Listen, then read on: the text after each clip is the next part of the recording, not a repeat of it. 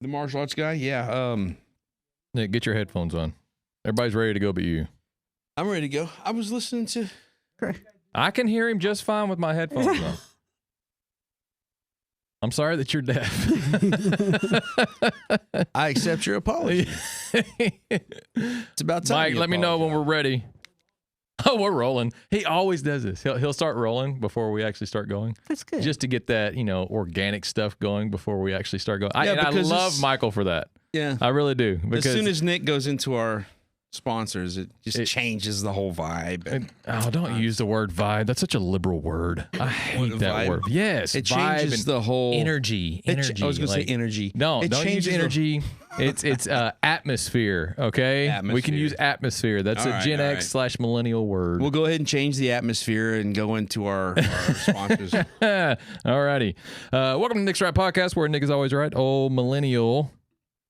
Gen X. He always I you stop catch saying me drinking every time. Well, stop drinking. Oh, sure. It's like you always start drinking whenever I start going in my diatribe. All right, man. No more drinking for Nick. Patriot Mobile, patriotmobile.com/NRP or patriotmobile.com with the code NRP. Get your first free month. Best cell phone service out there. I do have proof that is the truth. I actually got trolled today. For the guy named Mark. He is the T-Mobile. Why is it always guys named Mark? I don't know, dude. I don't know. But he's the guy that he's a T-Mobile whistleblower for the H-1B visa stuff, and he's the one that yells really loud at the Frisco City Council meetings. Oh, yeah. Okay. Yeah, so... He trolled you? I bet he trolls pretty loud. Well, no, he trolled me because someone recommended to him on one of his videos on X saying, hey, have you talked to Nick's Right Pod? And this is far after... that I basically blocked him on every account except for our X account because he demanded us bring him on our podcast. Like he just straight up demanded like he had a right to be here. Yeah. And I'm like, can you show a little humility? Like just a little bit. Like that's all I'm at. I would love to have you on if you can show a little bit of humility. It's because you didn't build this podcast, I did. So why would you have a right to come over here? Is that what you told him? Oh yeah. Okay. I told him that, and so he tried to maybe it humbled him. Whenever they said that, he tried to say, "Oh, Nick's Right Podcast that he's a grifter, just going off of my work." And then he said he only says whatever Patriot Mobile and Dallas Express tells him to say, which are his sponsors. And I'm like, well, first, Patriot Mobile is we're affiliates, so they don't tell us anything to say, and we're just fans of Dallas Express. We're not affiliated with them, so I guess I can just debunk everything you say. I'll bet here. he's the kind of Mark that spells his name with a C. It is. Yeah, terrible. Yeah, it's a very liberal way of spelling Mark. Yep. Live Audio, LIVV Audio with the headphones we have on. Nick actually remembered his headphones today. LIVV Audio with the code NRP for a 15% discount for premium headphones. And Nick's Right Podcast merch. We have the hats. Christ is King. We have a new graphic novel out for the movie we have coming out soon. If you go to the Nick's Right Podcast merch and purchase the graphic novels for $5 off, and unless you go to the publisher, it's going to actually be for $19.99. So we give you a little bit of a discount. Also, follow us on Substack at Nick's Right Podcast. If you become a paid subscriber, you will get first updates on all the movies we have coming out and also all the big announcements we have coming out. We're going to pray and get into it and introduce our awesome next guest. Yes, this one's going to be good. We decided to stop saying special because it's not special anymore if you keep saying special. Right? Not necessarily, no. But okay. Lord Jesus, thank you. Thank you for this time. Thank you for the ability to come here and speak on important things, speak our opinion, that we have the right and the freedom to have freedom of speech and freedom of opinion and the freedom to worship you freely. We thank you for that. Bless our speech. May it honor and glorify you in everything we do and say. In Jesus' name, amen. Amen. So we have Tammy Brown. I apologize if I mispronounce it. Is it Rodriguez? Rodriguez. Yeah. Rodriguez. Tammy Brown Rodriguez. It's Red. I'm sorry. Man. Yeah. It's not. I don't speak well when it comes to the U is actually silent. It's Rodriguez. Rodriguez. Correct. Mm-hmm. Yeah. Well, it's with the Q. That's what confused me. Unique. Oh, is it with a Q? Oh, well, I guess I have egg on. See, I saw that on your spelling, and I was like, I know I'm saying this wrong. So we both have egg on our face. There's a Q in there. Well, you always have egg on your face, Nick. But okay, no, Tammy Brown Rodriguez. Watch it. There you go. Hey, there you go. And you run a nonprofit that is anti-human trafficking. That is correct. Sweet. And you're also, if I get this right, see if I can get this right, the chair of the Dallas County GOP. That is correct. Hey, that's look right. at that! Look Two at for that, two, baby. Yeah. 2 for 2. Well, actually, let's talk about how she came to us. You are a friend of the podcast, That is correct. being Erin. She is a rock star. She's a rock star. Yeah. Yes, indeed she Shout is. out to Erin. Yeah. Yeah, right. So cool. So that's how. I guess Tell people who Erin is. Erin was our CIA covert operative that infiltrated MZ Studios and got us our spot a couple weeks ago. People, if you follow the podcast, you probably saw the episode where we talked to Erin about all of her Dealings overseas. and shenanigans with that she got into Al-Qaeda with all the more interesting folk on the human pyramid. And that's brings us to Miss Rodriguez. That's right. Awesome. Go ahead and introduce yourself, or you don't have to introduce yourself, but just tell us about your organization that you work with. So I'm the CEO of Untrafficked, and we're an anti-human trafficking organization that has been around for about 6.5 years. And what's really unique about our organization is that we not only look at and help people to notice human trafficking, we look at prevention. We train people in situational trainings. That's huge. Because there's a lot of awareness out there, but they're not really preventing it. Yeah. It's like this battle cry that at some point became really popular for everybody to get involved with, but they're not preventing it. Yeah. And then once you see it, what are you supposed to do about it? Mm-hmm. And so the other thing that's unique about what we do is that we train you. We have an ex-FBI agent. Nice. And she does our trainings for us. Okay. And so she trains people to not only spot it, but then how to be a good witness to report it and how to report it. Because so often we see stuff and then people are calling the local PD and they're not doing anything about it. Yeah. Right? Because our PD, especially here in Dallas County, they're so understaffed. Their job right now is literally just keeping us alive. If your life isn't threatened, they're not coming for the most part. And so when we look at how do we interact with potential victims, how do we report it, we need to know who to report to, when to report it, and the right words to say so that you're taken seriously and that there'll be actionable intel that can then go and be used to either save those individuals or to determine that, you know what, this isn't a thing. So we need to be able to suss it out. And so we do a really good job at Untrafficked to do that. So we guard the innocent through education training. We hunt the hidden, which is our victims as well as the perpetrators. Ooh. Yeah, that's a fun one. This sounds exciting. Then finally, we help heal the broken, which is we have a great network of safe houses, over 600 safe houses across the nation, that when we do find a victim that we're able to recover, we can then get them into the right safe house. Wow. Gotcha. Yeah. So when you say you hunt the hidden, that Come on. Come on. I love it. I'm here for it. I hear. What that sounds to me like is you have actual close ties with law enforcement or special departments in law enforcement that you information share and you draw some of your experiences from. So this is the entire reason that I'm with this organization. So my story is that my niece was trafficked for 15 years here in the United States. And while she was being trafficked, we did not get support from law enforcement. So It started when she was 13. And at the beginning, we thought, well, maybe she's just acting out. Maybe she's just making bad decisions. She's doing drugs. She's with older men.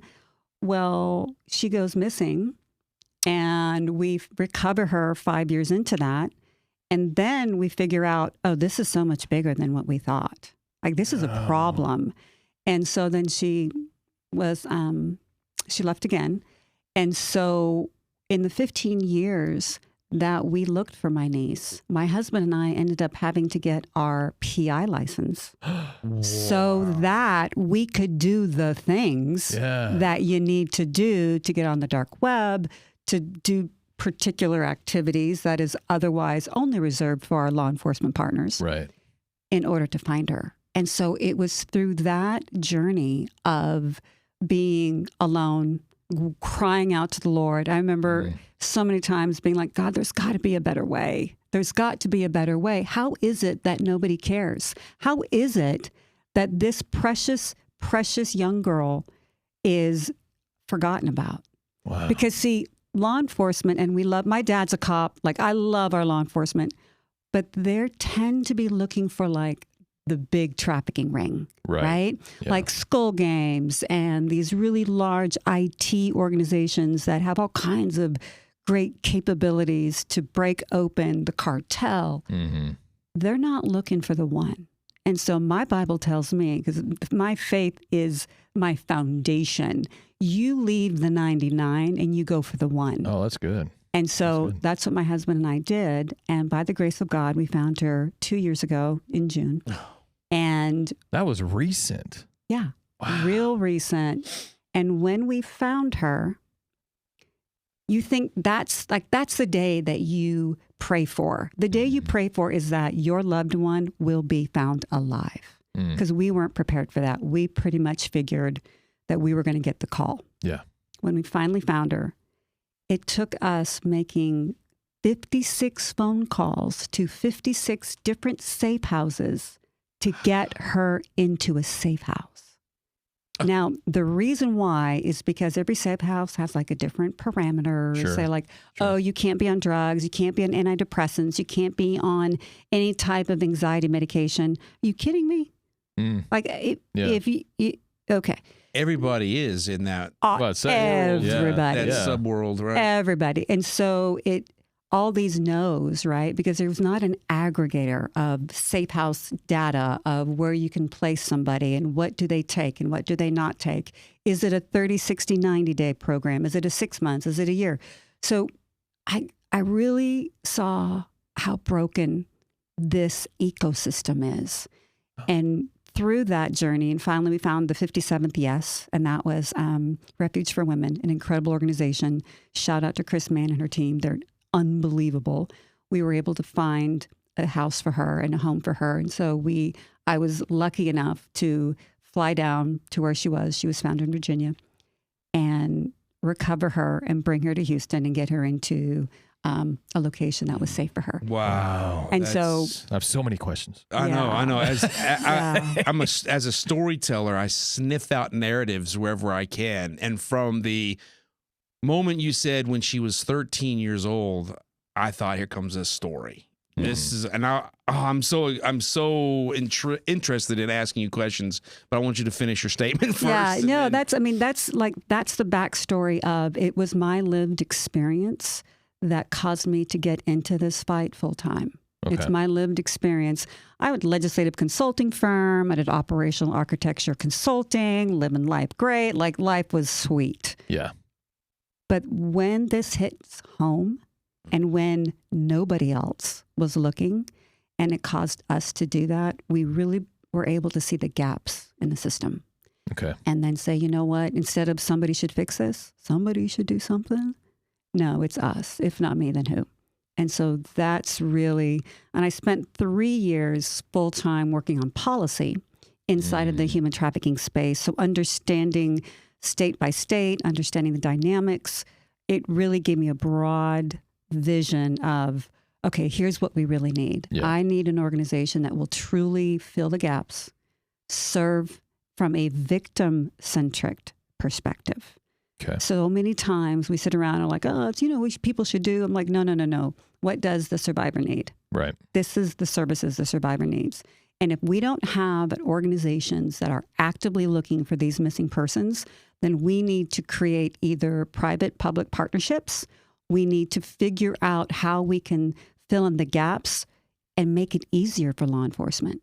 Because law enforcement gets these wackadoodle reports, right? Like, people, they call up law enforcement and they think, And so how do you suss out the reality? And so that's where we come in. We have a tip line where we go and we'll train churches and schools and casinos and you name it, restaurants, to look for human trafficking, look the signs, and then how to report it and how to report it right. And then as a tip line, I can aggregate the data and start looking for trends in the data. Oh. Because most people in this space have a great heart, but they're not business oriented. So they're not treating it like a business, right? They're treating it like, oh, we love people, which is great.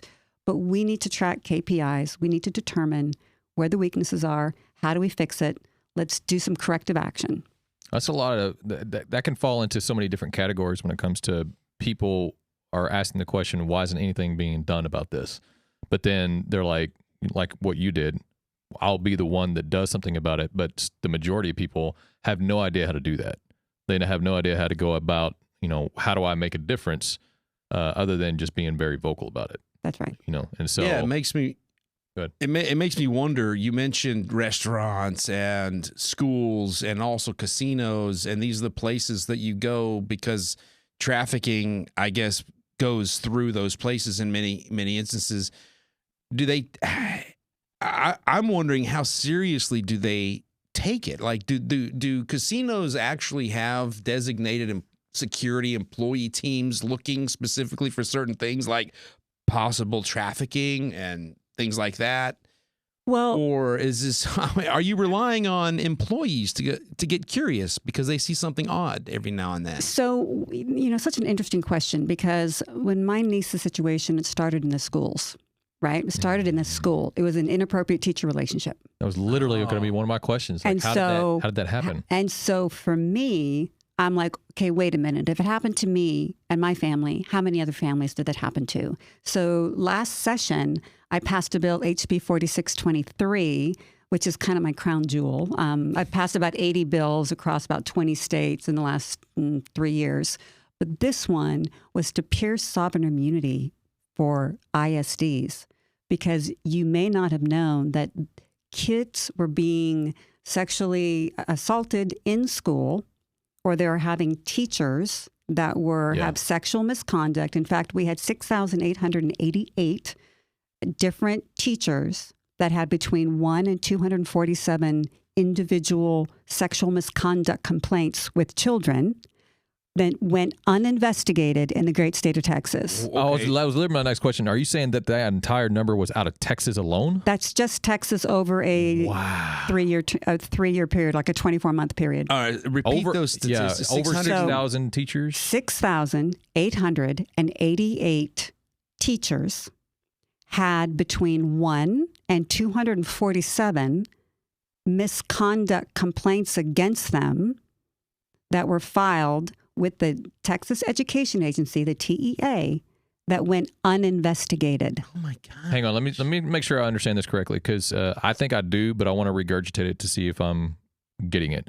So, are you saying that 6,888 teachers in the greater state of Texas had between 1 and over 200 complaints? Like, each teacher, that is correct, had an average of between 1 and over 200 complaints. Like, so that 1 to 200 is for each teacher individual.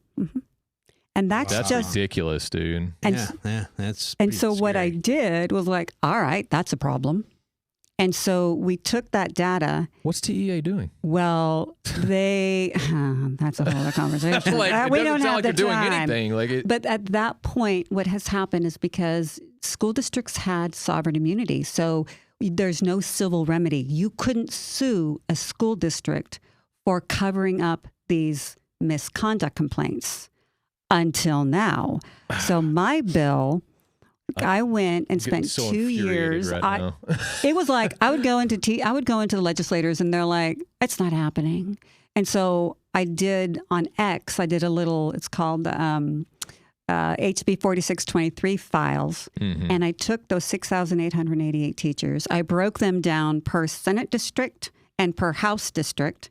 I filled out the report, so when I issued, every elected official, which we have 181 of them here in the great state of Texas, had their number. And I posted their number on X, basically saying, hey, so-and-so, let's SDX. you've got 247 predators. Oh, you called them out. Every single one of them. And then I printed out the reports and I hand-delivered their reports. I sat down with their staff. We spent 2 years educating them because we're not having this. Not on my watch. Gosh. Love it. You're my hero. And then Put a cape on her. And then it's like nobody would testify against it. So when we go to the hearings, right, and the bill would be brought up for hearing, they would testify. And you usually have people testifying against it. I expected like TASB and the TEA to testify against it, saying, oh, we don't want to bankrupt our school districts. My response is, stop hiring pedophiles. It's not a hard thing. It's the common sense that just came out of her mouth. Like, just stop. And so nobody testified publicly against it. They went behind. And tried to get it needled down, right? And so we took out. I wanted $500,000 penalty per incident that they were trying to hide. Well, they ended up taking that down to $500,000 total per child. So you can sue the school district, and that would be and that does put it on par with what you can do for Christian schools and private schools, right? So there was some parity. I understand. But at the end of the day, we got it across the finish line. We had, I think, only 19 no's in the House, and then it passed unanimously in the Senate. So, Texas. Yeah. Okay. There you go. When it comes to that, let me ask you, was it all Democrats that were the no's? Yeah. Yeah, that should tell you something. That should tell you something. Yeah. So of the 6,888 teachers that you were able to identify, what was the male-female proportionality? Oh, good question. Shockingly, it was, I would have thought it would have been 80-20, but it's closer to like 60-40 and rising. So women are becoming, I'm sure you track. Still women are lopsided on the but women are becoming like the number one growth in predators are females. No way. Yeah. There is something very sick happening. I mean, we can also talk about, why. The feministic movement. 100%. Yeah. Well, and then, the women are, and they're broken. They're emotionally broken, and then men are emotionally broken, and so they're attracted to the wrong. They get emotionally broken because of movements like feminism, in my opinion. But then their entertainment has changed too. It's on a rising trend is like the hot teacher books, that you can get on Amazon, which I know a little bit about. The hot romance with the teacher, grooming her 16-year-old jock student, and it's on the rise, and it's a sick form of entertainment. And you have online, Facebook pages and online channels dedicated to like women's fandom of this kind of stuff. So what's interesting to me is that socially, guys, 14, 15, 16-year-olds don't understand that they're being groomed. Yeah. They think they're just being like, they won the lottery. There's this older hot chick, and because culturally we've told them that. And so I'm looking for this legislative session, I'm looking to ensure and to increase the penalties for grooming, because grooming must be a standalone offense that you cannot remove from your history, because we need to look at the trends. If somebody continues to get picked up for grooming, right? Then we can see a trend of, we know if X, then Y, right? The problem is grooming is the intention of, it's hard to prove, because grooming right now could look something as easily. We had a case a couple of weeks ago where a young man was getting Takis and Monster drinks delivered to his home.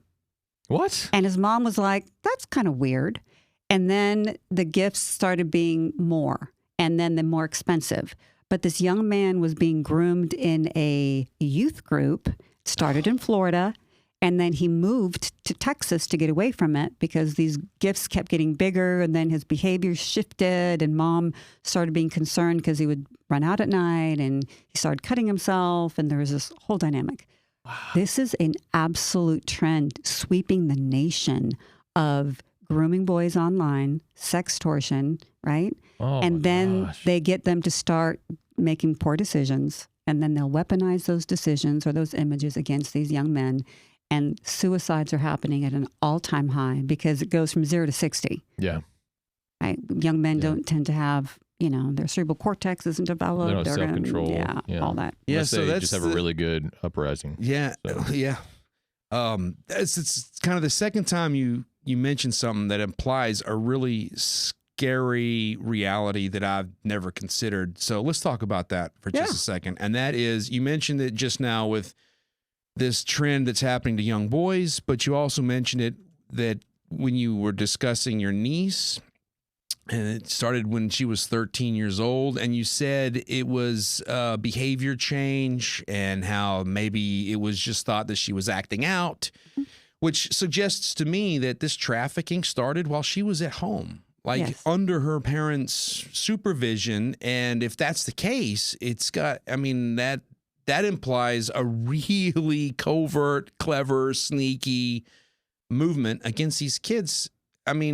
Is that true? Does this happen when they're at home? And so that is such a great question. Only 1.7% of trafficking is kidnapping. Whoa. So the stuff that you see in the movies, that's only 1.7%. 1.7%. Very small. Right now, we're seeing the most recent studies show it's up to 47% of all human trafficking is done by somebody right? A trusted parent, a trusted adult. And what they're doing is they're getting smarter. So they're not going to pick the kid up out of the home. They're going to keep the kid at the home. And the kids will go to school. They'll be groomed. They'll be trafficked and exploited at school, at sporting events. Like, this is happening every day under our noses.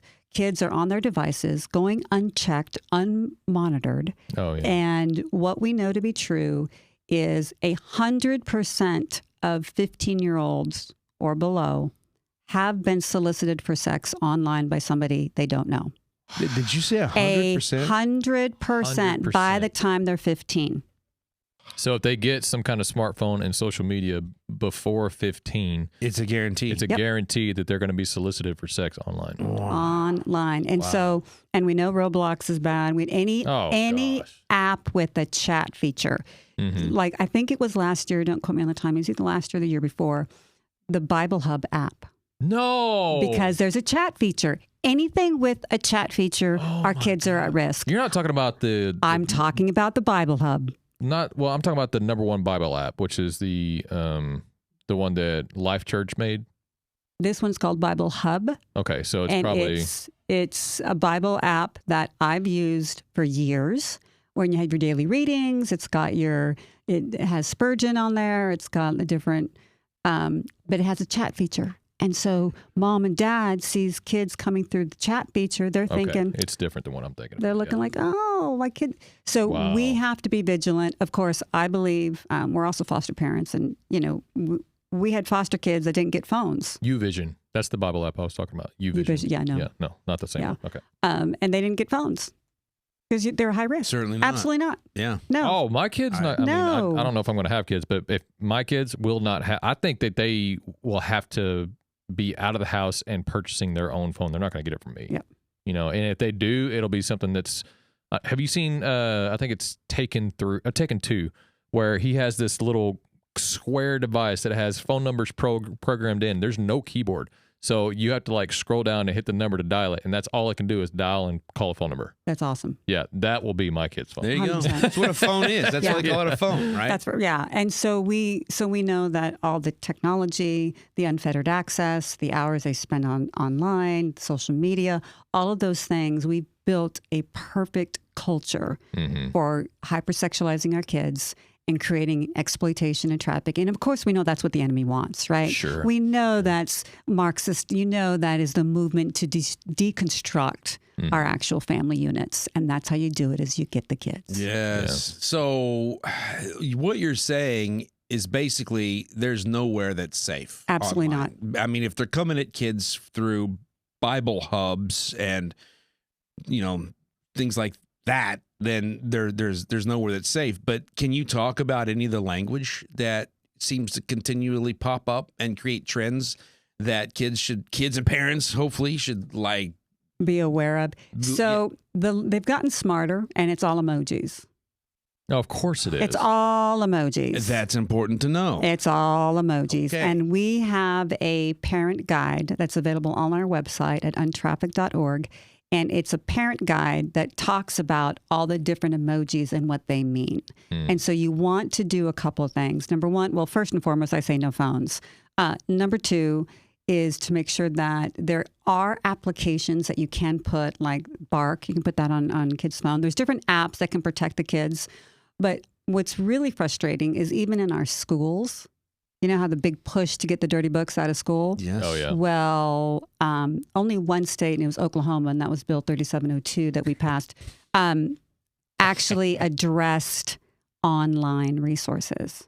Because, see, kids, you might take them out of the library, but you and I both know kids aren't even checking books out. Sure. But you go online, like what we used to do is have to go into the Rolodex, right? Yeah. And then Dewey Decimal System.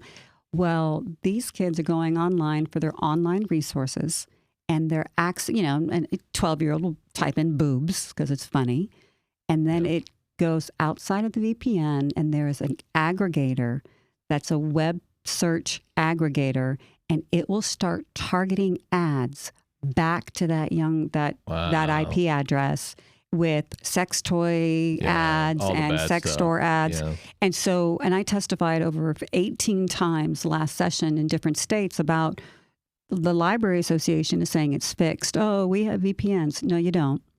There's not curated content. This is an access point that nobody's looking at. Wow. And so we're over here being distracted with the books when in fact it's targeted advertising. And so we've got to, work on that too. So it's like whack-a-mole. I'm not going to lie. It's like whack-a-mole, everywhere. Well, they're always, sin is going to fight for a way to infiltrate, and I know that is because there was someone way back in the day. I don't know his name, but I remember seeing the clip saying, and when I say back in the day, I'm talking about like 80s, 70s, where he was in front of a camera saying, "They will come for your children." This was, I think he was pointing towards the alphabet community, saying that they will come for your children, and no one even batted an eye at them at that point.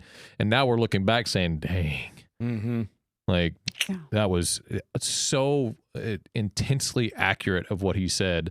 And I think it was like you and Tim Tebow, like everybody who was doing this for a living, it's just scratching the surface. Have you seen that map that Tim Tebow? Yes. My gosh. Yes. I couldn't believe that. That was incredible. Well, so I'm going to take it a step further. So the Tim Tebow Foundation, incredible work. And what the TTF does is they're like a resource for anti-trafficking orgs. So like we're going through their vetting process right now where they vet you to make sure, because there's some bad apples out there.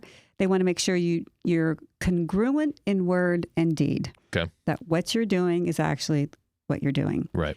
And so great organization. But when they showed that heat map, I'm thinking, okay, that's like a gift for our law enforcement. Just put a bow on it and run. Yeah. But the issue is that you've got to have all those capabilities inside of law enforcement. And we all know that when you go inside of law enforcement, sometimes there's bureaucracy and it's harder to get the things. And there's that Article 4 and all the little things that happen. And so I'm thinking, why don't we target a really great for-profit private entity that can then do the hunting and then package the information and hand it off to law enforcement. And that's what you're doing. That's what we do. Yeah. And so we're able to have these capabilities that otherwise is only allowed for law enforcement. But when you're private and when you have those relationships, you can now build the package, hand it off. We don't need to be in the media. I don't need to be out in the media. What we want, I want kids saved. I don't want any other family to have to go through the 15 years we went through and have to do things all the wrong way every step of the way until we finally figured out what was going on. Right. Wow. Hey, Nick, bring up untrafficked.com. I can't bring it up on my phone, but you have some statistics. Untrafficked.org, yeah. Oh, .org. Untrafficked.org. You have some, I was looking at the website earlier, and you have some statistics on there I want to talk to you about. Okay. So once you bring that up, if you can, Nick. I'm trying. And you mentioned one of them earlier, the 100% thing. I didn't see that on the website. Maybe it's on there. Maybe it's not, but that's a shocking statistic. You also mentioned 42%. Up to 47% for familial trafficking. For familial trafficking. And are you saying familial or familiar? Familial. So, which means either family members or a trusted adult or somebody they know. Got you. And a lot of times it starts off with the whole Romeo dynamic, right? Where somebody reaches out to them, they pretend like they're a 14-year-old or whatever. They start isolating them, love bombing them, gain their trust, and then it goes sideways. It goes bad. Yeah. And in your niece's case, you said it was a teacher? Started as a teacher, was the first person. Actually, we believe, I don't have hard evidence, but I believe she was sexually assaulted in her home, probably by a family member much, much younger. Because when you are a survivor of SA, sexual assault, then you're like 87% more likely to be exploited or trafficked in the future. So it gives you this huge, unfortunate number of, because you're running those same trauma patterns, because the brain patterns create new neural pathways, different neural pathways, and then you're attracted to that kind of behavior, and then you think that's normal. Wow. In my niece's case, it got so bad that when we finally found her and we wanted to get her into a safe house, you have to self-identify to get into a safe house. And it took us 4 months of being on the phone with her and explaining to her what had happened, that it's not normal. Like, she didn't understand that my husband never once sold me for cocaine. Never once. She thought that was normal? 100%. Because it changes your brain neural pathways. That's their normal. That's why they don't leave.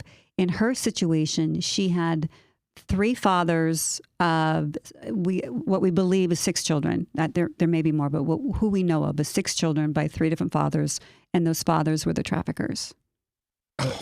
Okay, you said this is your niece. Yes. Your niece of what sibling? My sister. Your sister, younger, older sister? Older. Older sister. How old is the niece now? 32. Wow. But the reason why she was able to, or they were able to mold her this way, is because they got to her early. That's right. And what age was she? You said 12? What we believe is it started at 13. 13. My gosh. And then you said she disappeared for 5 years. Well, she was gone she was gone for a total of 15 years. And we would find her, and we recovered her one time, and it didn't go well, because I just thought, oh, we found her. She called me, and she had said that she had been assaulted, and she woke up in the middle of the street, and for me to come get her. She was in Virginia.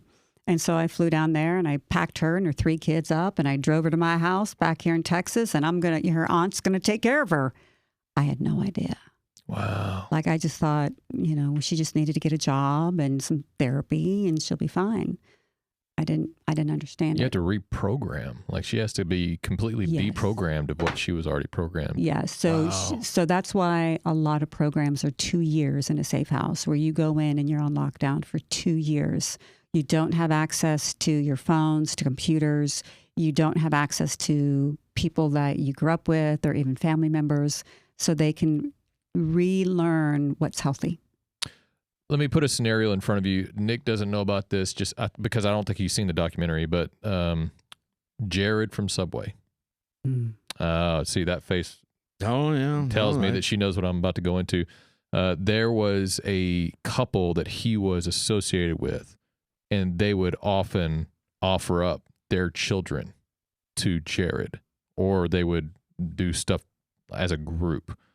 Like, are you saying it takes that kind of couple to mold a child? Like you said, it starts at the home. Well, that can be. Oftentimes it's either a sexual assault could be by somebody in the family, right, in the nuclear family, or it could be somebody that comes into the family. And then the child generally doesn't share their story because there's so much shame involved. Yeah. And so then they're easily manipulated later down the road. Now, in my sister's case, she was a single mom. They divorced. I think the kids were like 3 and 2 because my niece Dakota has a younger brother. And so my sister did the best she could. But this is the classic scenario of a single mom working, kids left unsupervised. Who knows what's going on? And that's why it's so critical, of course, to have 2 parents at home. Yeah. But that is really the classic situation where she was, middle class, maybe a little under middle class, didn't have the resources, didn't have the time availability, didn't navigate the outbursts well. And it just snowballed into problem after problem after problem. Okay. So you said she was a single mom. Mm-hmm. Yep. And then I heard about 2 other, because there was 3 dads involved. There were 3 dads involved there are 3 dads. So my niece, Dakota, had 3 different men were the fathers of her children, and 1 set were brothers. Okay. I know. Wow. So I mean. Well, what my question is, are these 3 dads, they all dated or were involved with your sister? Dakota, my niece. Oh my gosh. It was those 3 dads. So those 3 men, so Dakota, my niece, had 3 men, at least 3 men that we know of in her life that fathered the 6 children. From Dakota? Yes. Oh my goodness gracious. During the time she was trafficked. Wow. And so sounds very cultish. We know where 4 of them are. We are still looking for 2 of them. Man. Of the kids. And are you saying that they were taken by the dads? Or we believe that to be true. We believe that they're with some family member, but we don't know if it's a safe family member or not. Is it possible? I hate even throwing this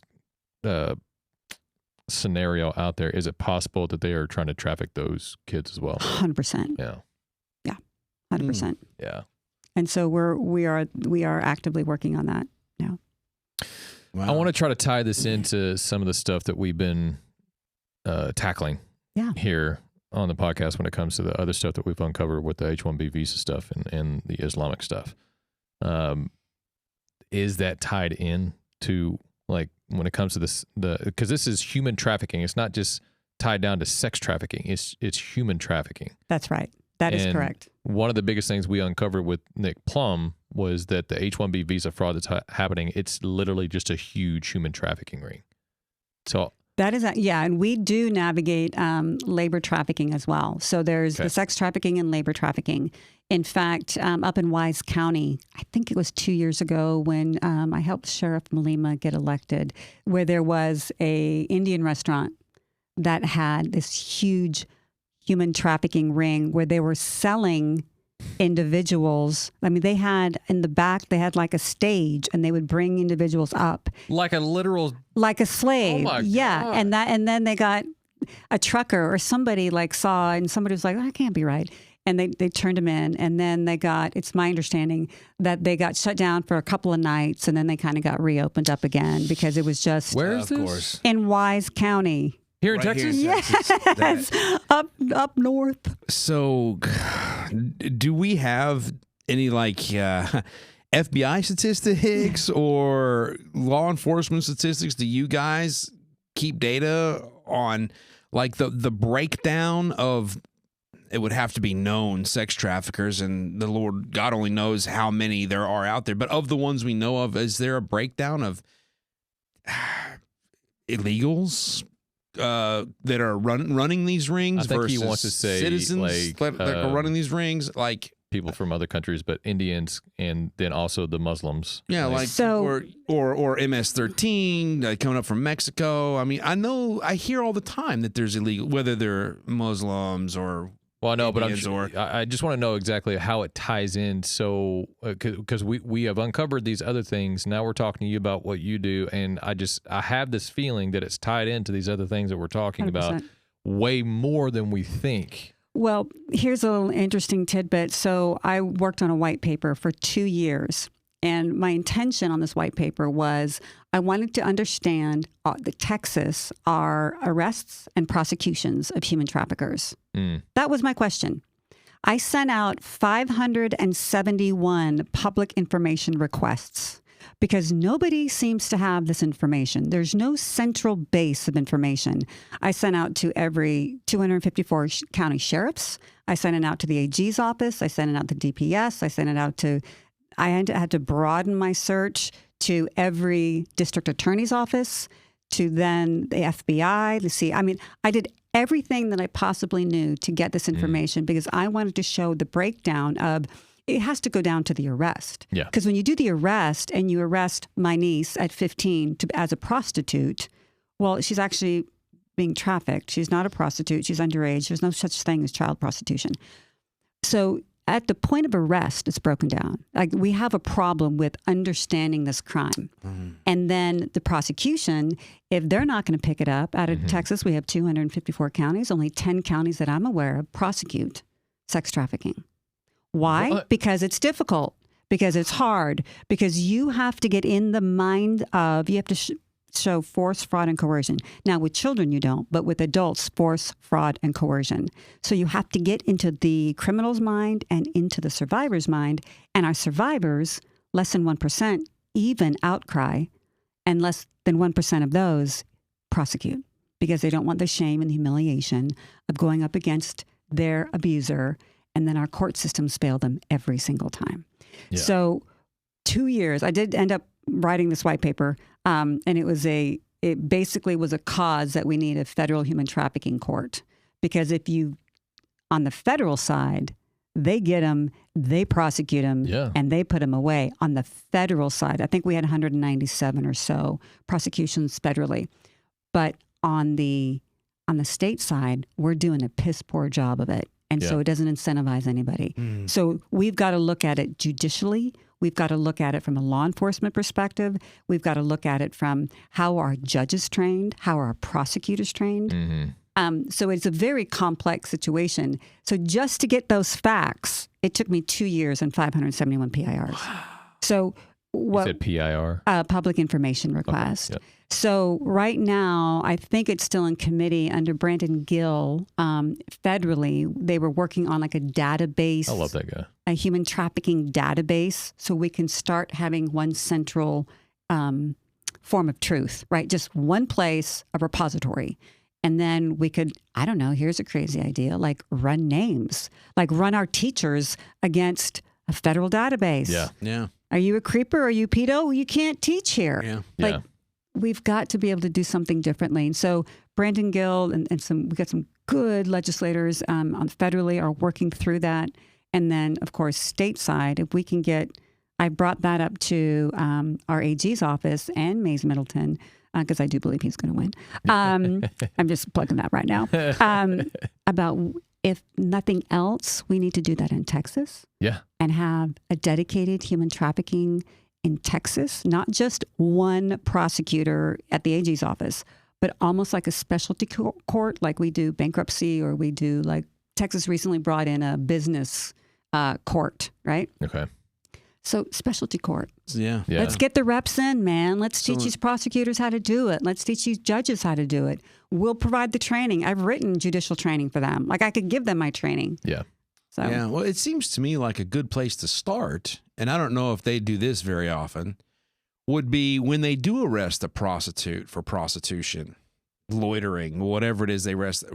Ask them questions like, who's your pimp? You know, start at the bottom and work your way up, as opposed to just rotating them through and putting them back out on the street. I mean, is there any? So interestingly enough, Texas does have, and it's kind of a human trafficking court, but it's really just for commercial trafficking, commercial sex trafficking. Ones. Well, no, prostitution is considered commercial trafficking. Oh, okay.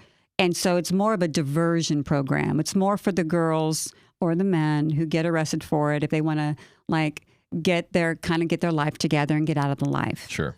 But the problem is they don't take the time to ask those great questions. We had a roundtable a week ago Monday with Senator Tan Parker, and he had about 40 of us in the room between prosecutors, law enforcement, NGOs like myself, really thinking through what we need for Texas. in our legislation to strengthen it so that we can support our survivors. Because that's just not happening right now. Right? I mean, I'm generally opposed to civil forfeiture. Like I have a thing. Like I'm generally opposed to civil forfeiture. Kind of like freedom and all that. I know. However, yeah. If you use your BMW to traffic my niece, I want to take that. I want that car. I want your house where you had her. I want to sell it. I want to publicly shame you, humiliate you, and force you to some of those funds to go to the county and some of those funds to go for survivor services. Yeah. Like, I just, come on, these are human lives we're talking about. No, that's not anti-freedom. That's just pro-justice. I mean, I know. I'm like, if we can't follow Florida, which in Florida, you know, their bill that they passed, which is, you know, you can get. I'm a fan of Ron. Yeah. Well, this one, if you rape a child, death penalty, man. Yeah. And that should be a known thing, or that should be across the board in every state. But I think we have not just child offenders in blue states going free, but like people of the worst sort going free in these blue states. Yeah, well, we have people of the worst sort going free in our state because prosecutors aren't doing their job. And that's why we passed 2 years ago HB 17, which says if you're a DA and you systematically don't prosecute a particular crime, we can take you out. We can actually remove you. So I passed that one first. Gotcha. So that cause it's kind of like you got to layer this up. You got to be strategic. So a district attorney who systematically keeps turning down cases of, let's say, child trafficking can have his license taken? No, we can remove them from public office. That's a voted in position, so they can remove them. We've given the people the power back. Now it has to be like systematic. I mean, there are certain stipulations and thresholds. You have to see a pattern. Yeah. Like you have to see they've turned down all this. It can't just be one for one specific reason, but it has to be a pattern. So. I'm in it to win it, man. Well, okay. Can I bring it back to the labor trafficking thing tied into the H-1B? Because you said that is happening. Yes. How much is that happening since we have so much of them coming in on H-1B visas? And we heard from Nick Plum that it's 70% South Asian, translated Indian. So how much of this is actually happening that you've seen? You know, it's difficult because of the lack of data, quite frankly. Like I can look at our individual cases. So over the 6 years, we have successfully worked over 1,300 cases over 6 years. We've put over 720 perpetrators away. We've done some really great work, but specifically to labor trafficking, that's a little bit more nuanced. Here in the great state of Texas, I'm actually working with, he's up for Nate Sheets, who's our... I've heard that name. Yeah, well, he is the nominee for the Agriculture Commissioner. Okay. He won that nomination, and so he'll be on the ballot in November. And he has reached out to us to talk through labor trafficking, to understand what's going on with labor trafficking. So I'll be working not only with... Can you get me connected with him? I absolutely will. Sweet. Yeah, so between Nate Sheets and our AG... whoever they may be, we'll have a great working relationship. But it is hard because, again, getting those data points is difficult. And then the way they prosecute.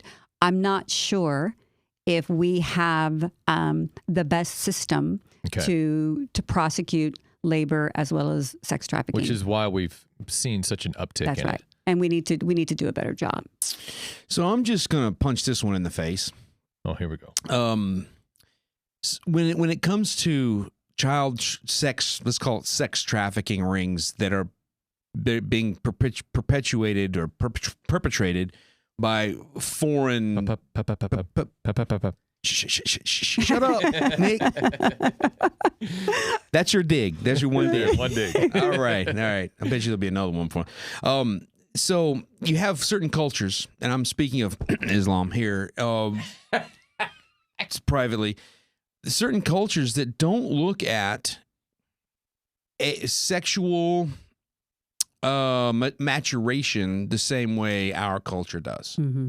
And so I'm wondering, where is there a line drawn between what we accept as cultural activity, because I don't believe in we talk about the assimilation of other cultures into our culture all the time. I don't believe in assimilation. I don't think it's something that exists. I only believe in following the law. Either you come here and you follow the law or you don't. You can eat your curry. you can whatever, as long as you. That's Indian. That's not. Well, I know, but okay, you can eat your halal. There you go. Whatever it is. But what kind of a defense would they have? I guess that's my question. What kind of defense would they have? Well, what's interesting is none, because foreign law. That's why we're pushing so hard for in the Republican, the state convention's coming up, and we always get together, and all 9,000 of us, or the delegates, can convene into wherever we're going to Houston, and we'll identify our top legislative priorities.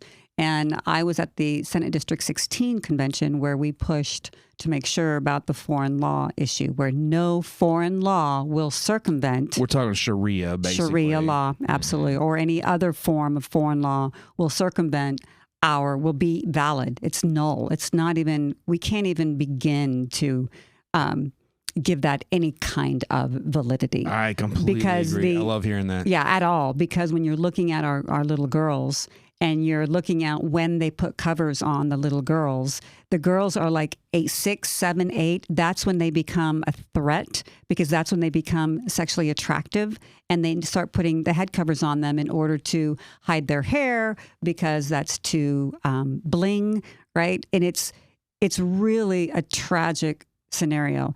And if you take that same mindset, and look what we're doing to our little girls. Our little 6-year-olds are in little teeny tiny bikinis. We were in Hawaii. And let's address that. Yes. My husband, we're in Hawaii, and it'd been a long time since we've been to the beach. And my husband was like, honey, I can't look anywhere. Yeah. Because everybody's butt cheeks, these little girls, these 8, 9, because they're wearing thong bikinis. Yep. And he's like, what?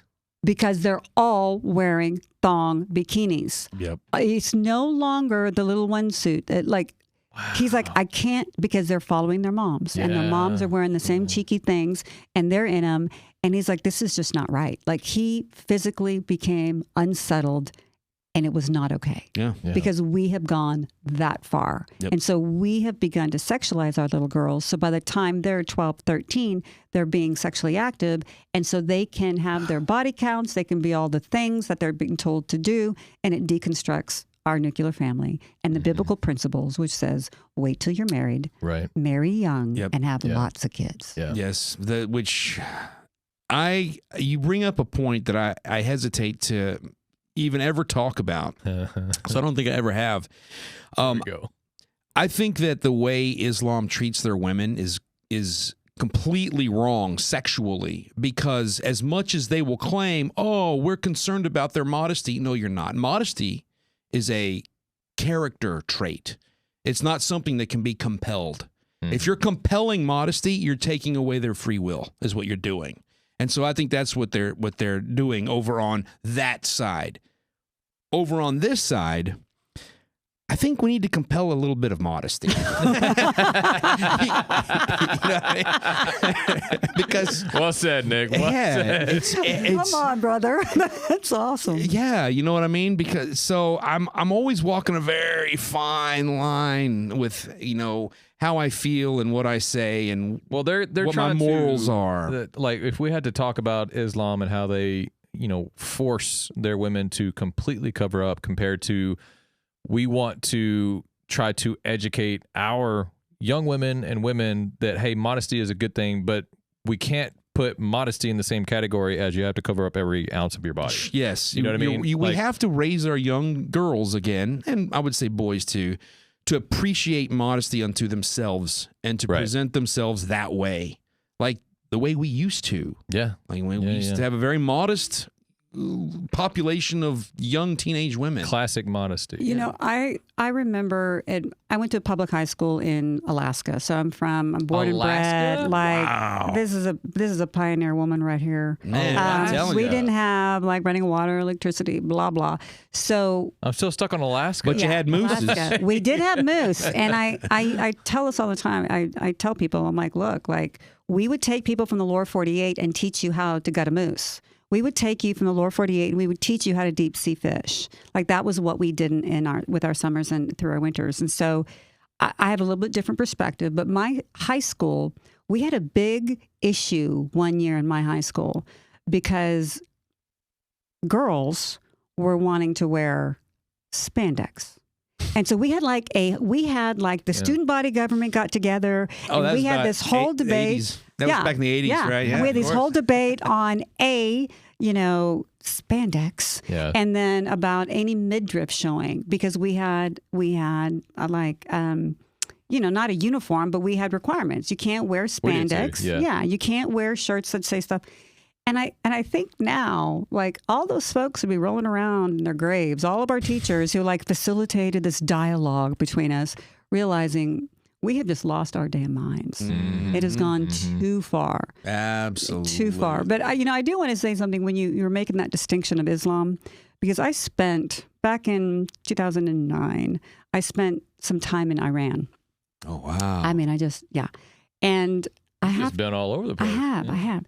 I was actually there the government invited me there. No. Only 25 Americans get to go there like a year. So it was kind of a big deal. Wow. And this is a big deal. Before the war started. So this is a while back. This was in 2009. Was the IRGC in charge? Oh, yeah. They've been in charge since 1979. Yeah. Right? So I went over and I absolutely fell in love with the country. I fell in love with the people, the country. It was the most amazing trip I've ever been on. I was actually a part of this, it was like the first Islamic historical living foundation sustainable water conference or something, where people from all over the other countries got to go. And then I was a special guest and I was able to attend. Not that I do policy. Like, what am I doing about water? But it was cool. And so we got to travel all over and look at and encourage people to use this. They've got these 40,000 foot water treatment centers that were like natural. It's 40 feet deep of coral, and it cleans the water naturally. Like 2,000-year-old, they call them water features. Yeah. Anyways, so to be with the people and how the women were wearing their hijabs way back here, right? And the morality police would come up and tell them to, cover up. And underneath their covers, they would have these like super hot, super sexy outfits on. Mm-hmm. The Iranian women wear more makeup than any other country in the world. Yeah. Like they are consuming. Oh, wow. I've seen Iranian women. They are attractive. They are. And there was a subset, right, of the women that wear burqas. Even in in Isfahan, which is the most conservative city, there's a very small subset that would wear the full, cover. But it was interesting how these people would mock their government. They would get on buses and they'd be like, okay, remember, our president doesn't want us to have any fun. And they would turn on unsanctioned music. There's no dancing. And then they would start dancing. Like they openly mocked their government. Wow. And they openly wanted freedom. And they openly, I think that was the year where they were allowed to go to a soccer game. Women were allowed to go to the soccer games. And so there was this movement happening. And it was, that was 15 years ago, 16 years ago. Yeah. And, to see the same willingness of these women to pull their hijabs off and be like, no more. You keep calling it a hijab, and that's what he calls it. So hijab? Yeah. It's the hijab. The hijab is their head cover. Oh, no, yeah. No, he likes to call it because I think, is it hijab? Hijab is what I call it a hijab. I switched to A. Oh, yeah. No, he mispronounces it. Oh, yeah. No, hijab. Yeah, but it's just... Yeah. But to see the hearts of those people and how they just passionately wanted their country back, mm-hmm. and then to see, when we went in and, the war that's happening. But it's just interesting because the fallacy of the humility and the modesty was just purely for the government's sake under Islamic rule. That's very enlightening. And it was, they loved him. Anytime they heard my English, they're like, oh, America, we love America. And I'm like, oh, viva Iran. Yeah, it was awesome. Wow, that's so enlightening because I remember Iran or Iran. I call it Iran. He calls it Iran. Persia. We can call it Persia. Iran.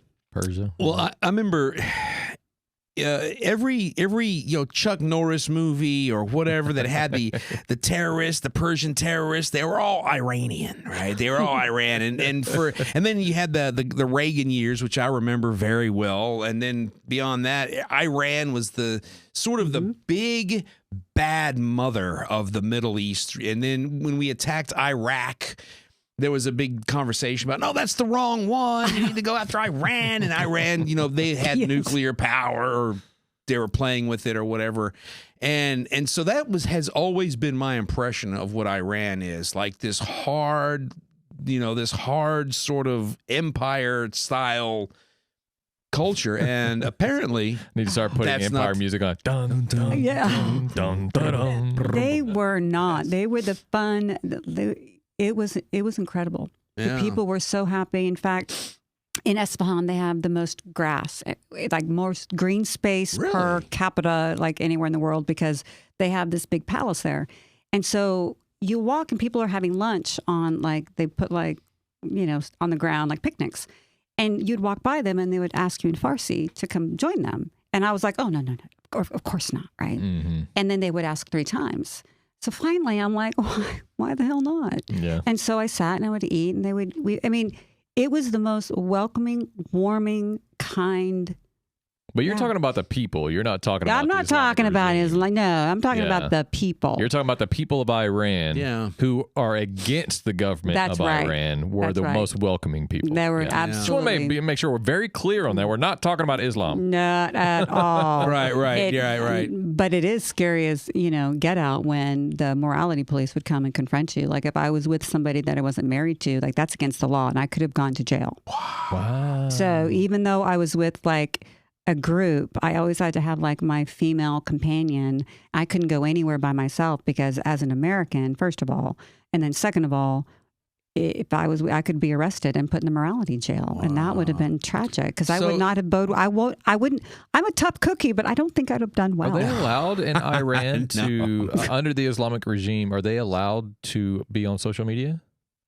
Back then, I had a situation where I couldn't get out of the country. I got ill, and then I couldn't leave the country. And so I had to get on Google. I had to get on Wi-Fi, like the black market Wi-Fi, in order for me to like email my family to go like, "Hey guys, just FYI, I'm in Iran right now." Gotcha. So there's ways they had the black market. So then that's why some of those girls were getting arrested because they were taking their hijabs off on social media and they were posting on social media.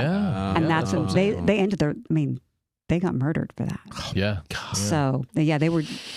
I mean, that's a bold This is move. in Iran. Let's be very clear. This is in Iran. What year? Well, this was in 2010. Okay. But then over the last 15 years, I mean, it just got worse and worse. But then they were just starting to push back. Wow. So you've used the term morality police on several occasions. Is that technically what they're called, the morality police? Yeah, except that's their title? Yeah, I forget the Farsi name for it. But yes, so it's called the morality police. And so if you're I thought that was like hyperbolic. It's like that movie Equilibrium we were talking about. Have you seen that movie with Christian Bell? Like they outlawed all emotion. Yeah, they did.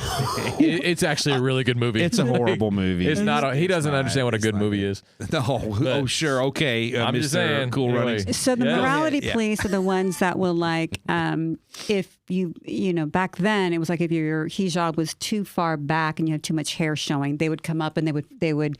Oftentimes it was women, and they would fix, because men aren't supposed to touch women, so they would fix their cover. Or I was disallowed into one building because I had a cover on that covers down like past your hips, right? So you don't see your butt. And of course, jeans underneath. And they didn't think it was long enough. And so they turned me away that I couldn't go into this particular restaurant because I wasn't dressed appropriately because it was too Western. And so, and one subset would have little paddles that would say stop.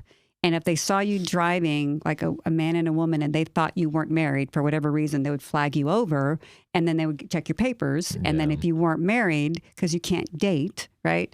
And so we just kept driving, which I was even more terrified. I'm like, this is it. I'm going to die. Like, this is it. Like, guys, you're supposed to be on your best behavior. But Yeah. So what were you over in Iran for? So it was a conference? It was a conference, yeah. It was a sustainable living thing. And so we went and was encouraging the people all across Iran to drink the water that was filtered through these natural filtration systems that they had instead of drinking dirty water. And so they wanted, to encourage them. And so there was people from like Germany and Japan, and I can't remember other countries. But. Okay, I want to get you back on topic. Yep. Because I know we kind of got off topic talking about it, and I'm sorry, that's what happens here. We go off on tangents. But when it comes back to what you do, my specific question is, because we actually wrote into our story, Beyond Sight, that the big bad that they're taking down is a huge human, or I would say sex trafficking ring that's happening in LA. Like that's the big stakes, the big bad. The guy who is heading it is also the you know who Dana White is? Mm-hmm. Like he's that position, and so he's the head fight guy for this fighting card, fighting ring. And he's nothing like Dana White, though. No. Well, I'm not saying that they're the same person. He's just in that same position, and so. One of the statistics that we saw or that we uncovered when we did our research is that a lot of trafficking happens at big events. Oh, yeah. So like football games, big fights with a big crowd. And you're saying that when they're trafficked at these events, it's not like what you see in the movies when it comes to like kidnapping. So how do they traffic them out of these events? Well, they sell them. Yeah, they just sell them. It's on... you're on websites, there's hundreds of thousands of sex ads that are posted. And was it just like a handoff? Like they're bringing them to these events and then they're just handing them off to somebody else? Mm-hmm. And they meet up and they hand them off and then they get them back and then they sell them to the next person. And what I think there's the misconception is that, the trafficking is happening at such a profound rate right now where we're at a tipping point. There's 750,000 predators online at any given moment, and that's according to and that's the FBI's number. So that it's there's higher. It's so much higher, but that's still 750,000, right?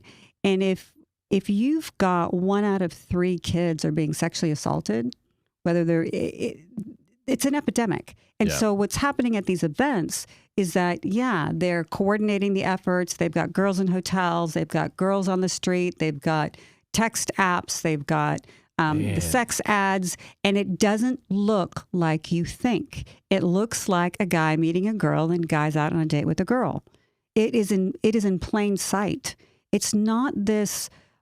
Yes, with small children, yes, underage children, but like girls 13 can certainly look 18. Oh yeah. They make them up, so it's happening in absolute plain sight. It's at parties. It's these disgusting, parties that happen. It's in the bedroom.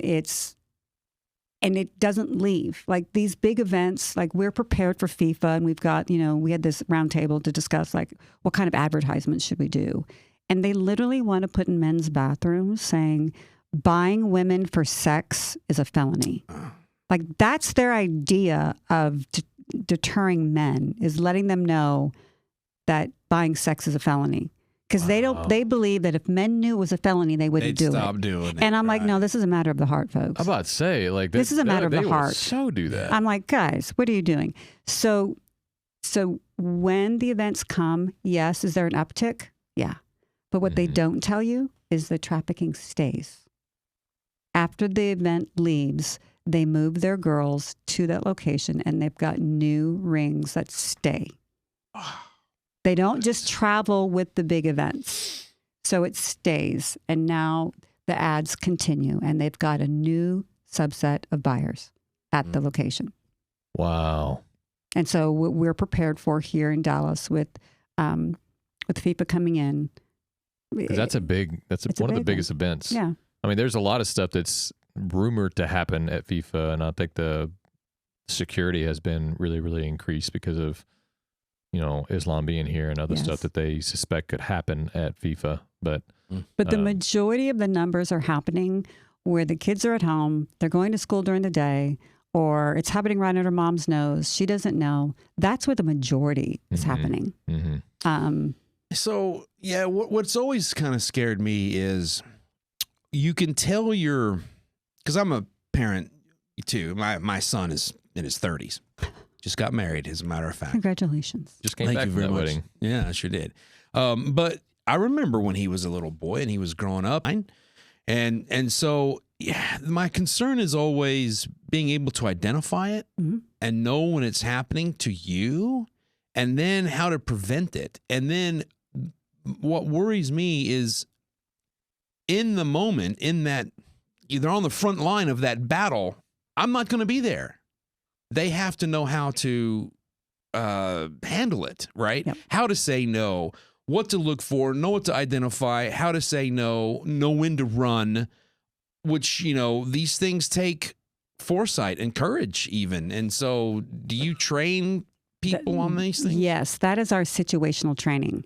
So awareness is one thing, but situational training, not only for family members, but for the kids. So we have our Guardian training program, and it's a graphic novel, and it shows different situations that would dictate this is the right response, this is the unhealthy response. See, we've got to stop treating this like a boogeyman. We've got to start treating this so normal, talking about personal safety, to where, like we talk about dental hygiene, we need to talk about safety hygiene. We need to have proactive conversations with our kids. Like, for example, in every home, you've got a parent that might be the Old Testament parent compared to the friendly parent, right? Like in our family, I'm more likely to be the Old Testament parent, right? I would say, yeah. And so, when you have conversations with your kids, we want to be preemptive. And we talk about sextortion and saying, hey, first of all, we're going to have an awkward conversation, so just roll with me. And then you talk with them about, have you ever sent a picture maybe you shouldn't have? Stop. Listen. Doesn't matter what they say. Oh, no, I've never done that. Okay, well, if you did, who would you go talk to about it? Would you tell me or would you tell Daniel? And of course they would say Daniel. But have a plan. Have an emergency plan. Because no longer is it, oh my gosh, if you send that picture, then it's going to be online and it's going to be up there forever. Never say that to a kid. It scares them. Yeah, you need to say, change them. Just let us know. Yeah. And you know what? We can take it down, because the Take It Down Act just happened, and there are ways that we can take that image, post it, and get it removed. So there's ways. So who would your person be that you would tell? What would that look like? Let's walk through it so that when it happens, that young man or that young girl isn't going to go from 0 to 60. And the 60, of course, being committing suicide. Because the farms that they have overseas where they're catfishing and they're working on our kids, and they're getting them to send them money and texts. And now with AI, they don't even have to, I don't even have to send a naked picture of myself any longer. They could just make one up and it looks like it. Yeah. And then they would weaponize it against my parents, especially if my parents were police officers or teachers or somebody in the community. So they're targeting. So having those uncomfortable conversations, we even have conversation cards, kind of like Cards for Humanity. You know that game? Oh, sure. Okay, but these are like how to talk to your kids about different situations that you want to keep them safe. And so it's starting those conversations with your kids so that they know from an early age what to do. It's your emergency plan. And so we need to shift it from the boogeyman, because we passed legislation in, 18 states where it requires anti-human trafficking training in schools. But guess what? It's a should, it's not a shall. And then the schools don't put line item budgets for it. So they're like, well, yeah, if you want to bring your training and you want to come train our kids, that's one thing, but we're not going to pay you to do it. So we've got to go back and fine tune that, ensure that our schools are training situational trainings for kids so that they're prepared. Shouldn't that be a part of the regular curriculum though? Like, shouldn't schools just be teaching this? Well, do you want the teachers that have been out there lately to be teaching this? Or would you prefer somebody who may have a kind of a that's a good moral configuration? That's a good point. Sorry, I wasn't taking that. I was just saying, well, I mean, when I say it should be regular curriculum, obviously the person you hire to teach this curriculum should be way more vetted than a regular teacher. Well, we're getting, so we passed it in one state and we didn't put parameters of who could teach, and they brought Planned Parenthood in to teach it. Oh, what? So they brought Planned Parenthood in to teach sex ed because they said, well, you need to teach sex ed first so then they know what to avoid. It's such an oxymoron to have Planned Parenthood to teach sexual education. Well, we wanted to keep, so that's why we're like, oh, okay, lesson learned. That didn't go so well. How about we start talking about safety and not it being about sex so that we can't allow the enemy an inch. Yeah. Wow. Because they'll bastardize it everywhere you turn. Yep. That just blew my mind that Planned Parenthood has any kind of ties to teaching any kind of young. Oh my gosh. Yeah, no, that's their whole business, is ensuring that doesn't stop. That's right. That it keeps. It's like bringing the local drug dealer in to teach your kids about about crack. No, it's like bringing in your local drug dealer to come in and teach kids, don't get on drugs, kids, with the DARE program. Exactly. Like that's what that's the oxymoron that I'm talking about. Like, you're bringing Planned Parenthood to teach kids about sexual education. They have no right teaching that. No. You know what I mean? So it would be like the drug addict coming in to teach you about how to not be on drugs. Right. You know, when they're currently on drugs. When they're currently selling drugs, their lifestyle is based on. Exactly. Well, then they would teach you like how to buy. First, they would have to teach you how to buy the drugs, and then they would circle back and say, "But don't do that." But don't do that, exactly. Right? Because that's what they're doing. They're like teaching you how to have sex and how to have all these things. Oh my God! And then they'd go, but that's what not to do, quote unquote. Right. Yeah. Oh man, this is really we got our work cut out for us. Yes. So Nick wanted me to read off these statistics that you have. Please. It's human trafficking in America, and it says the first one: over 50% of victims who are sexually exploited online are between the ages of 12 and 15. 1 in 4 I wanted predators. to stop right there just for a second. What that suggests is 50% are under 15 or under 12. Over 50% of victims who are sexually exploited online are between the ages of 12 and 15. What about the other 50% though? Does that suggest that they're under 12? That's a great question. No clue. No clue.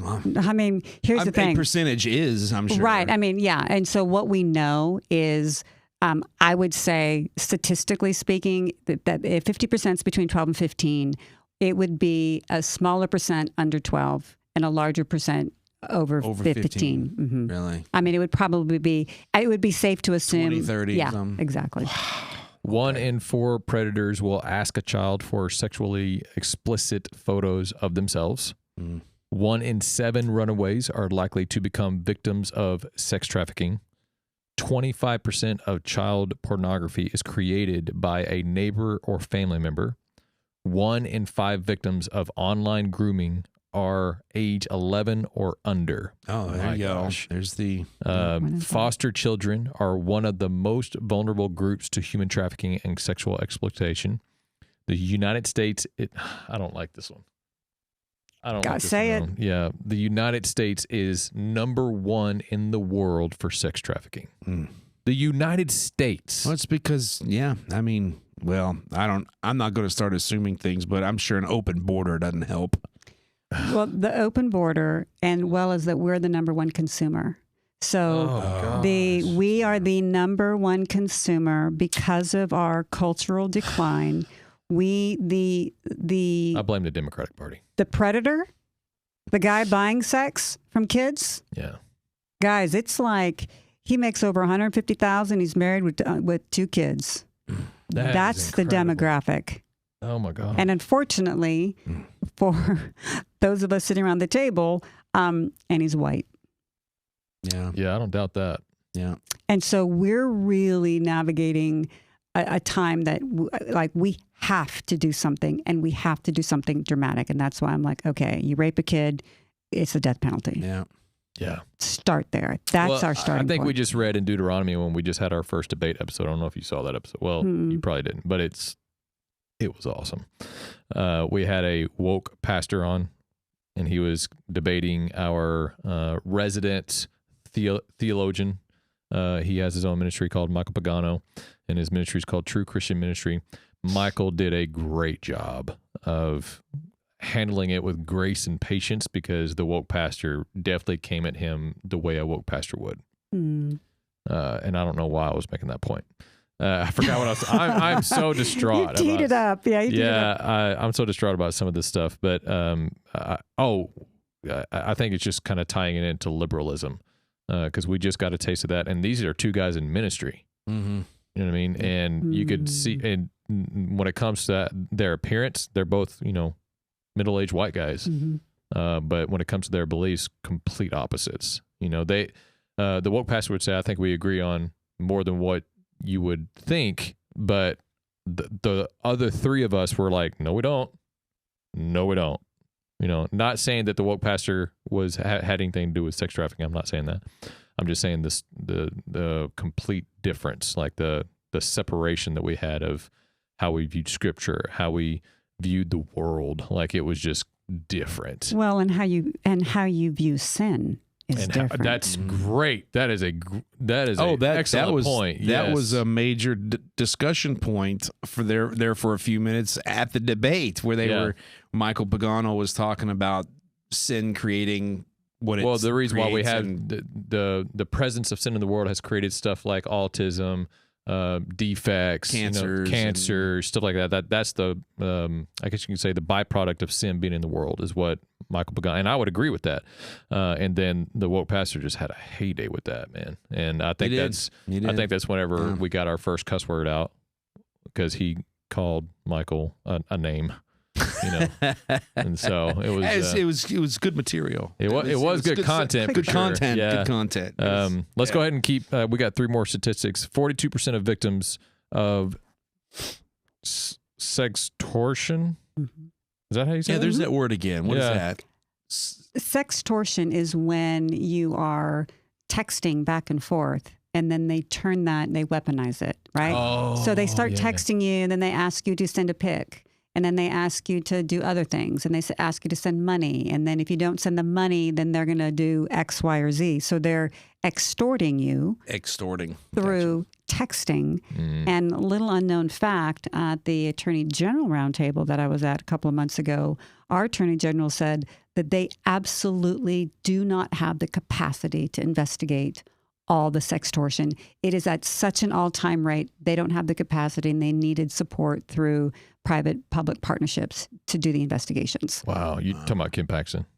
Yeah, yeah, that's in his office. Yeah, they've got a great anti-human trafficking office, but they still are not at capacity. We've got to do something different. We've got to put rails on these text features. I would be okay with that. I mean, I grew up, my profession, whenever I was out of high school, was a cell phone salesman. Like, I saw texting become a thing. And so I saw how quickly it grew. I remember whenever you couldn't text anybody outside your family. Yeah. And then it was anybody, you couldn't text anybody unless they were on your network. And then, of course, it blew up to everything else. And just the exploitation that can come through just texting alone is incredible. So 42% of victims of sextortion met their abuser online. Over 500,000 children go missing each year in the U.S. That's shocking. Hang on. Over 500,000 children go missing each year in the U.S., and it is increasing at an alarming pace. Yeah, that shocked me. Wait until I stop talking. Well, you can interject. Well, oh my gosh. The reason I interject, Nick, or interrupt, is because you don't pause between one stat and the other. So I never know when one ends and the other begins. I just have to jump in there. As I was saying, he doesn't hear the period. No, I don't. Do you want to say something? Because I got one more set. Yes, 500,000 children go missing a year. Absolutely. My God, how many is that a day? That's got to be. I think it's. Was it 23? I did the math. Is it 2,300 a day? I'll bet you. There's no way it's 2,300 a day. 2,300 a week. Dude, 500,000 divided by 365. I think it's 2,300 a day. Yeah, okay. I think that's the number. That sounds right. Divided by what? 365? I'm just saying.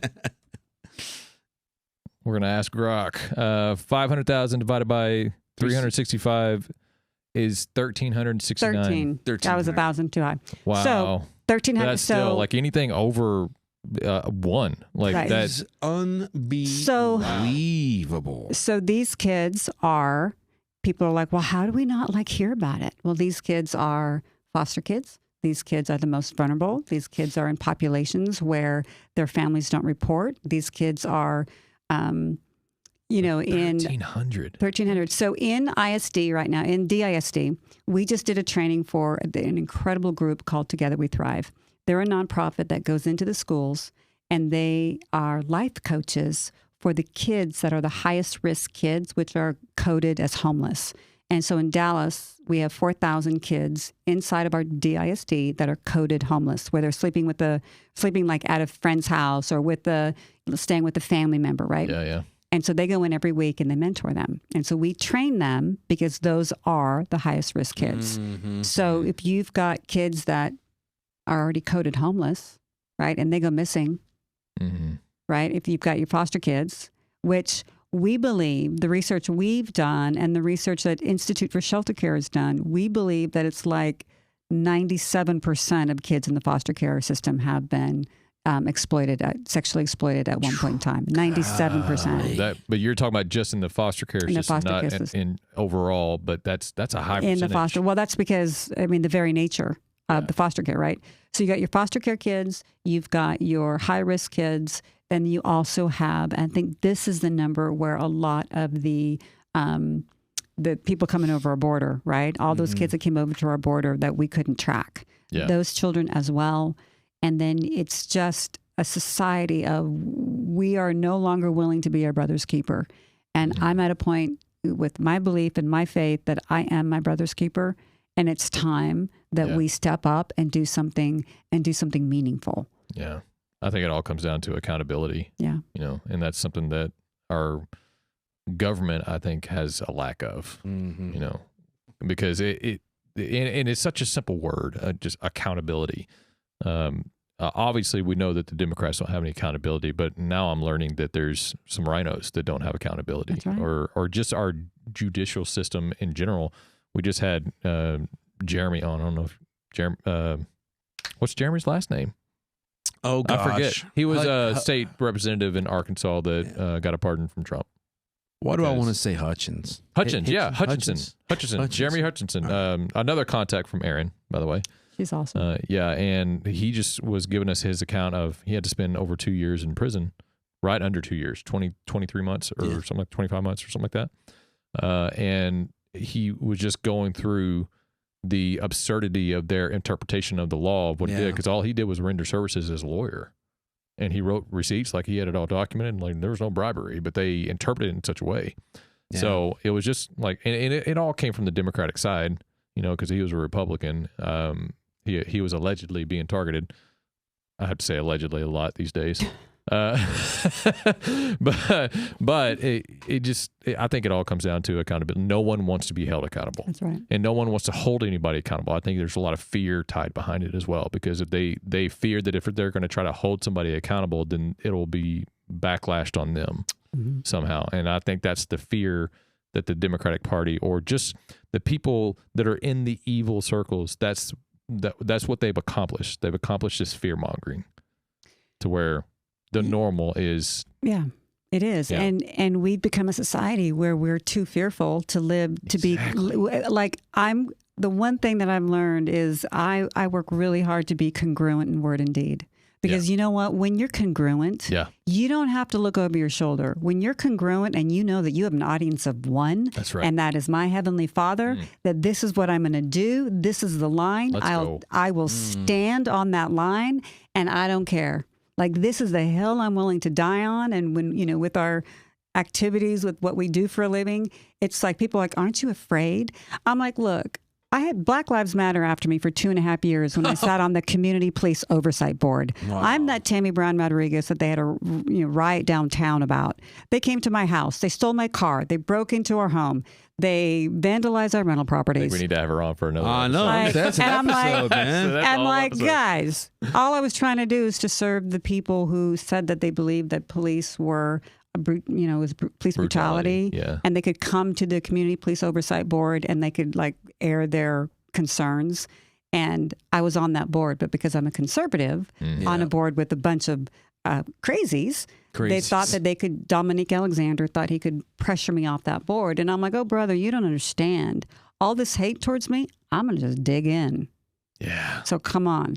But if you can't even be willing to stand up to I'm not asking people to stand up against Black Lives Matter. I'm just saying stand up for what you believe in and then do it.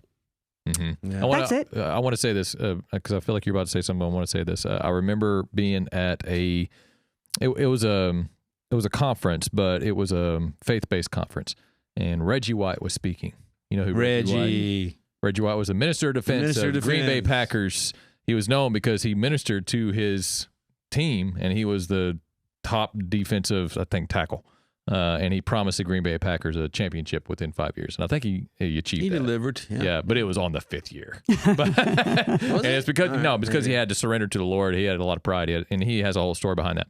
But I was watching him deliver his sermon, and he had an account because he was going after the government somehow for something.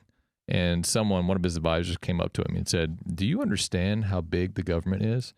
And he's like, do you understand how big my God is? And whenever you said you had an audience of one, it made me think of that. And then as you were going on, I forgot what I was going to say. And then I prayed, Lord, if you want me to say that, then let me remember. And then like not a second later, I remembered what I was trying to say. So I love that testimony from Reggie White because he said very little words, but he delivered the best point. You know what I mean? Like no one understands how big our God is. Like no one understands that. Even when it comes to fighting Islam, no one understands how big our God is. And I find that fascinating when people forget. Yep. And so I love that you said that. I think we had a good episode here, man. Yeah. Yeah. It's awesome. Yeah. Anything you want to say? I got one more question. Go ahead. If we're going to wrap things up. Yeah. I thought this might be a good question. I have one more statistic, I think, but I didn't realize it did. But yeah. Spit the statistic. The statistic is 82% of grooming, trafficking, and sexual exploitation cases are committed by a person. Did I already say this? That the victim is familiar with. No, but we already kind of talked about that. Yeah, but that's the last one. Just horrible. Go ahead. So run us through the very moment you discovered that you had found your niece. That's a good question. Like you finally discovered her. That is such a great question. We had been working with, I would reach out, Aaron introduced me to a team that was doing some geofencing for us, right? Doing some digital things. He has no idea what geofencing is. I know what geo means.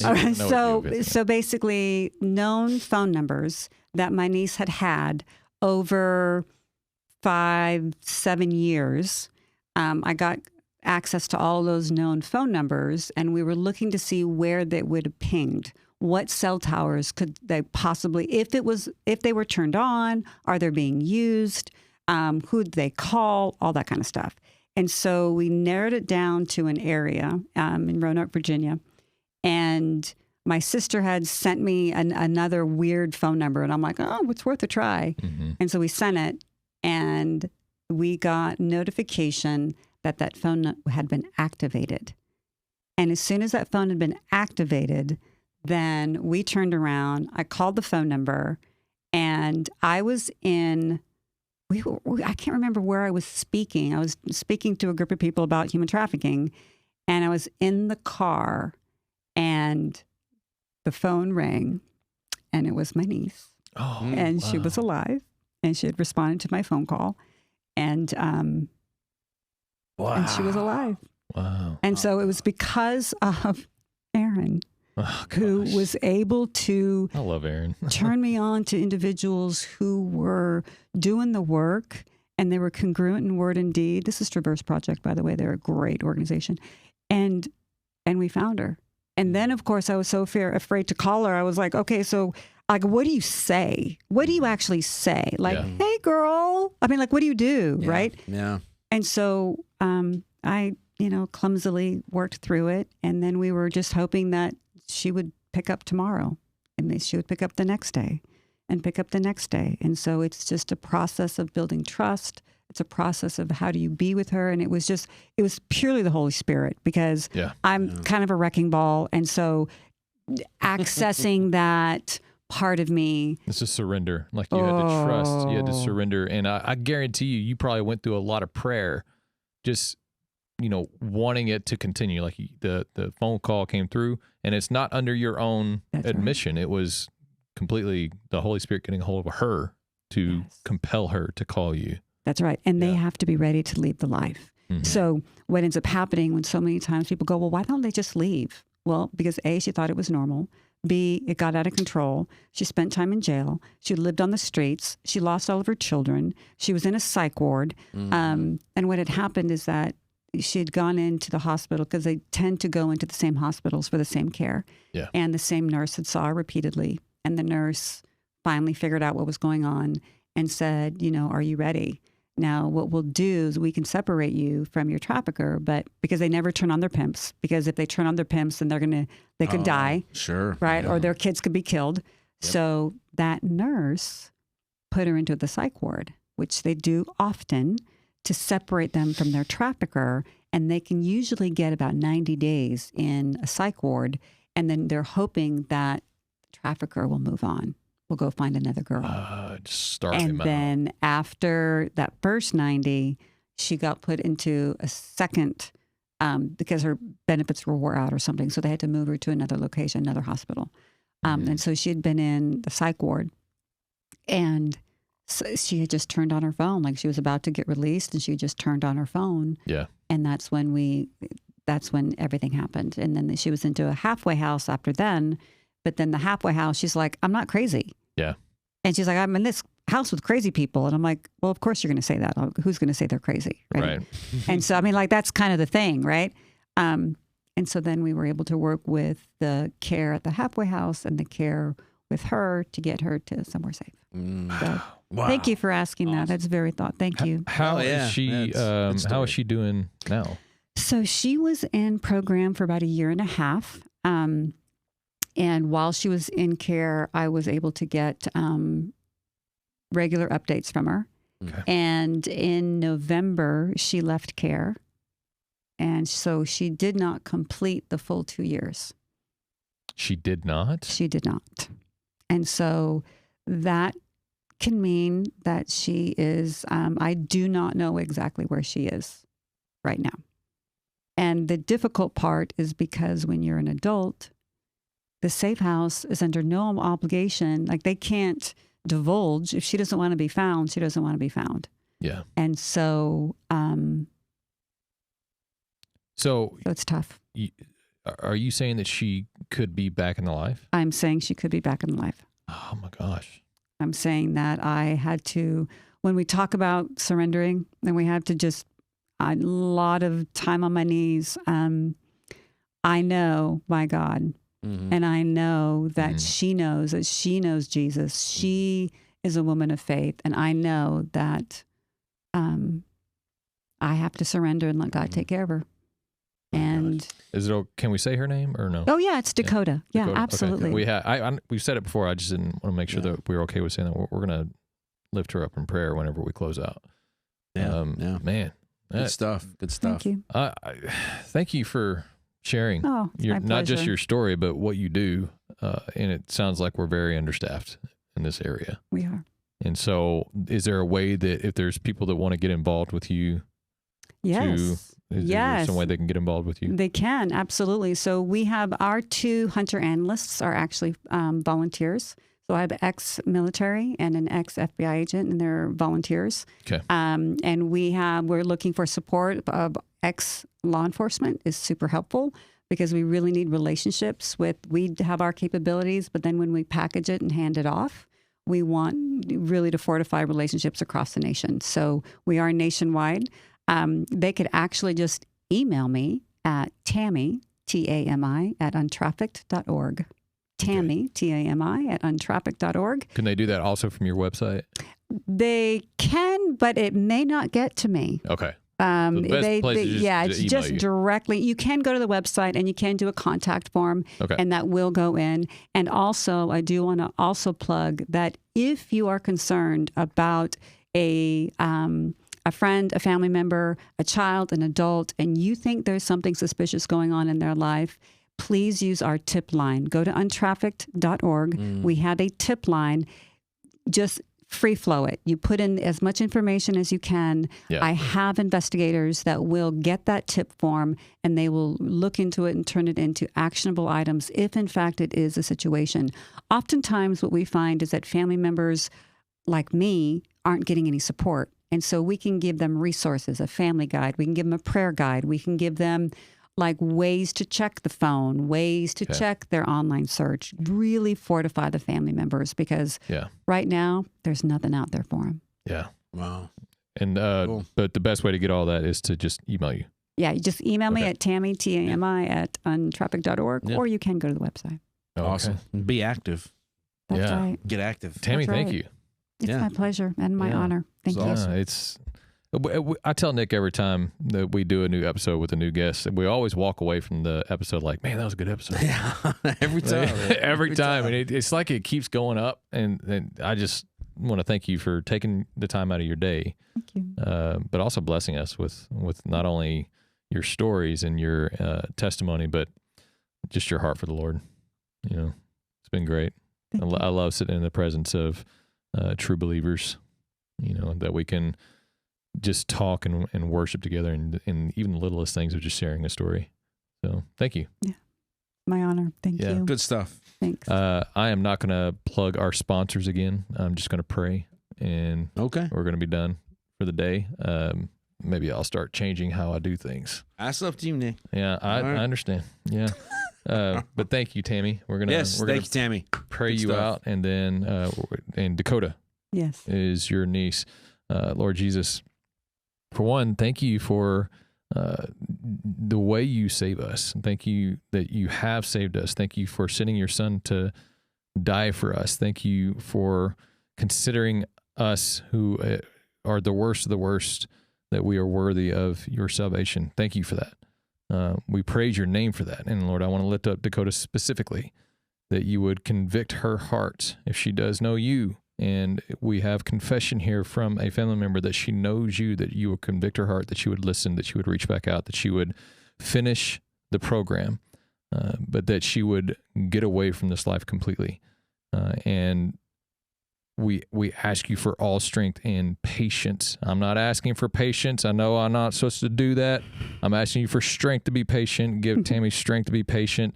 To always completely surrender to you in every moment that passes when it comes to all this, and continue to give her your strength to endure the hard times of this ministry that you've given her, because we know that it says in James that consider it pure joy when you face trials of many kinds, because you know that the testing of your faith produces perseverance, and perseverance must finish its work in you so that you may be made mature and complete, not lacking anything.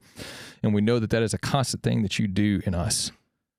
So give us a heart of joy. Fill our hearts with your joy. Keep us safe as we travel tonight, and go before us and bless our path. Bless us financially, Lord. That way we can continue doing what you have put before us. Thank you, Lord. In Jesus' name, amen. Amen. Thanks, guys. Thank you. Awesome.